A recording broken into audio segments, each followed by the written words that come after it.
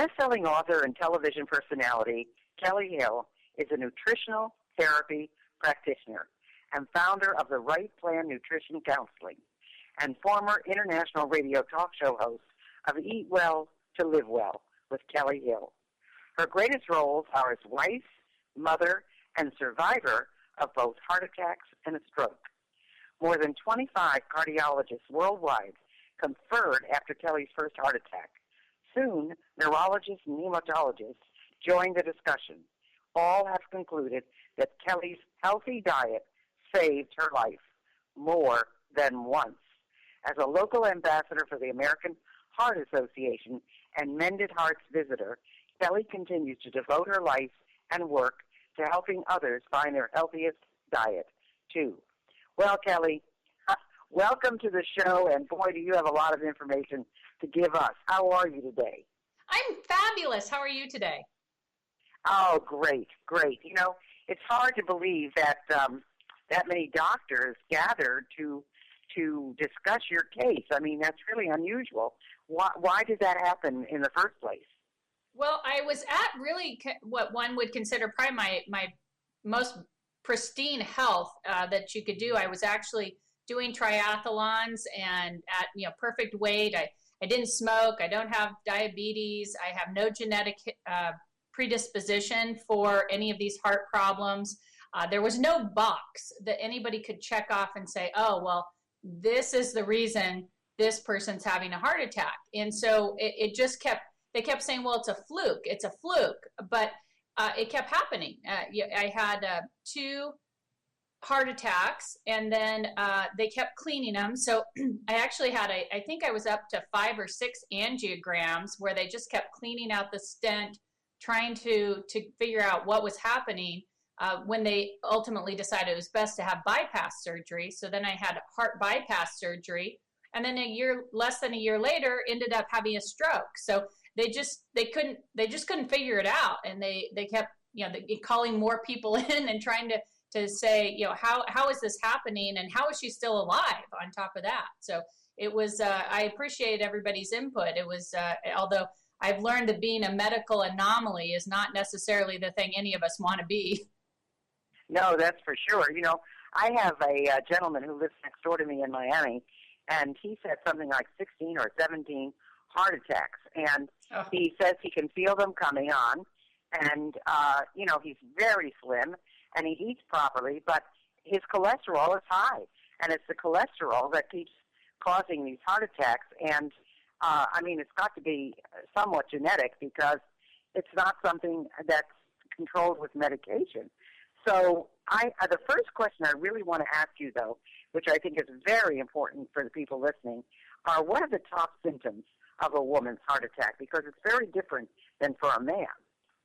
Yeah, and the women's symptoms are different, and the hospitals are still learning to recognize these differences, and we've just begun to realize how predominant heart disease is in women. This isn't a man's disease anymore. Women they don't know those top symptoms. So thank you for asking, because I one of my big missions is to make sure that women know them and they understand when to take action. So I put them into what I hope is an easy to remember little formula, if you will, and it's the heart formula. So hopefully this will help women remember it. So the first one is hot and cold sweats. And this is as difficult as women go through menopause and postmenopause. Sometimes it's hard to recognize that difference between the hot and cold sweats that could be a heart attack and just general hormonal menopause symptoms. But these go back and forth. They can be either or, so it's something at least to pay a lot of attention to. The E is for exhausted, and I'm talking the kind of exhausted where you are tired when you go to bed at night and you are still tired when you wake up in the morning. That's the type of exhausted we really need to pay attention to. The A is for aches and pains in the neck, back, jaw, or between the shoulder blades. All of those that definitely are not helped by an Advil or Tylenol or whatever somebody takes. If that pain is still there, it is definitely a potential sign of a symptom of a woman's heart attack. The R is for retch. Any feeling of nausea can be an indicator of a possible heart attack. If it's reoccurring, especially, it's definitely time to get to the hospital. And the T is the one that we're most aware of, trouble breathing. If you're feeling that inability, for me, it was just like an elephant was sitting on my chest and I couldn't catch a breath. So if women have any of those symptoms, especially reoccurring, they really need to see their doctor and make sure that they have it looked at. Wow, well, that's a lot of great information. So now you work as a nutritional therapy practitioner, and what does that mean? So nutritional therapy practitioner is a special postgraduate degree. So I have a degree in nutrition, and then I felt like I really needed something more to be able to help people with. And so I went back to school and got the specialized degree. And what we do is we help people find their optimal health by identifying the best foods for each person and then teaching them how to eat and cook in order to receive the best nourishment and live heart smart. So I think of myself as a whole foods diet expert. You know, these are foods people can find in their local grocery store. We don't do any weird boxes of food type products, no nasty tasting shakes or expensive supplements. This is just real food for real results. And the whole foods is because they're healthier, better for you, and so forth, correct? Right. You know, whole foods it's just kind of another word for real food in different ways that I try and get people to understand that what we want is food that's as close to its original form as possible. So if you think like a whole fresh strawberry, that is a whole food. That's a real food that I want people to eat. And then we can change it a little bit and make it into strawberry jam, and now it's a step away from the whole food. And you keep taking a step away further and further until you get like a strawberry Pop-Tart that's full of bad ingredients and coloring. So we want people to stay as close to that spectrum of whole food as they can possibly get.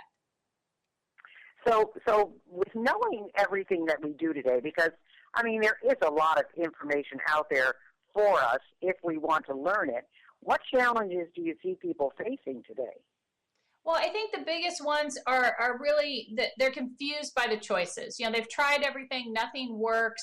You read a magazine this week and it tells you to do one thing, and then the very same magazine the next week tells you to do something totally different because they're doing foods for the mass market. And people really need to figure out what foods are best for them individually, and that's different for each person. There's no one-size-fits-all diet. The other challenge is people don't have as much time, or at least even if they have the time, they don't feel like they have the time. So they feel rushed. They have so much going on. They think I don't have time to cook. I don't have time to think about my foods. I want it to be easy. And the other thing is that people feel like they don't have money. They don't want to spend money on good quality foods. They don't want to spend money on coaches to learn what they need to do. So usually those are the things that I see people facing the most right now is the confusion, the time, and the money that it takes to be healthy. Well, I have to tell our listeners, I met Kellie at an event, and she's an absolutely magnificent-looking woman, and you would never know she has been through all of this. And the fact that you are educating the public to everything that you have just said is, to me, a wonderful thing. And I think you've written some books, haven't you? I do. I have, I think I'm at 5 or 6 books. I honestly, I guess I should know that, but I honestly don't. I think it's 5 or 6. And they're all whole foods based, everything from cleansing to detoxing using whole foods to people that need to get ready for an event, a 2-week whole foods diet program. Again, those aren't the ideal choices in the long run, but they're good starting points for people. In the long run, people really have to identify their best foods and eat those foods to create balance. So how specifically are you making a difference? What are the things that you're doing that are making a difference in people's lives? Well, I'm hopefully people at this point are beginning to become aware that 1 in 3 women are dying from a heart attack or stroke. So it's really my ultimate desire. No, actually, I would call it my mission or my duty as a survivor to empower not only women, but their families, their loved ones, anyone who has love for a woman, to understand how these women can take control of their health and transform not only their lives, but the lives of everyone they care about. Heart disease is the #1 killer of women. It's greater than all forms of cancer combined, and we're just not talking about it. And I think it's an unfortunate miscommunication to women when I'm a Rotarian, and I don't know how many times I've sat down at various Rotary meetings and had a woman lean over and like whisper to me that she had a heart attack too. And I think if we really begin to talk about it and embrace the fact that this is happening, there's a lot of us out there. Yes, sometimes there's a definitive health reason, and a lot of times there's not. There's people like me that they there's not what they can do. So it's really super important to me to make sure that we're out talking about it. We're making women aware of this 1 in 3 number. That is a staggering number of women to be losing right now. So why do you think that it's not being talked about, Kelly? I mean, certainly the American Heart Association is a very viable and active group.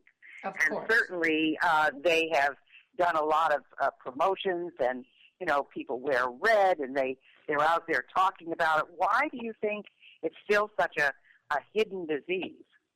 I think part of it is we still think of it as a man's disease, even though we see the Go Red for Women campaign. As women, I think we don't know the symptoms, so we don't know when it's really happening. I hear that a lot from people, that they didn't know. I had 4 of the top 5 symptoms and had no idea. So I was fortunate to get to the hospital in time. So I think some of it is we don't know. And we just don't have that even though the information's out there, it still hasn't really sucked into our society. Things like breast cancer have. I mean, if you look 10 years ago, breast cancer was one of those people.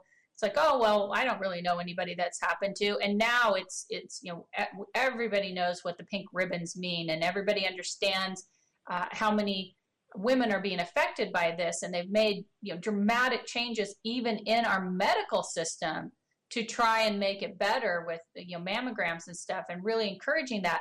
And we're still at that early stage when it comes to heart disease. We didn't know, we weren't talking about it, and in the last few years, it's really coming to the forefront, and people are beginning to really talk about it. So I think it's the early stages, and unfortunately, because of that, we're still seeing a lot of women not make it when they have heart disease, or it's also the strokes, of course, are the #1 reason that people have long-term disabilities, and that's men and women. So again, we're still learning, we're still getting that information out, and I feel that that's the most important thing. And people like you being willing to have this information on the show and share it, and get women to realize how potentially deadly this really is.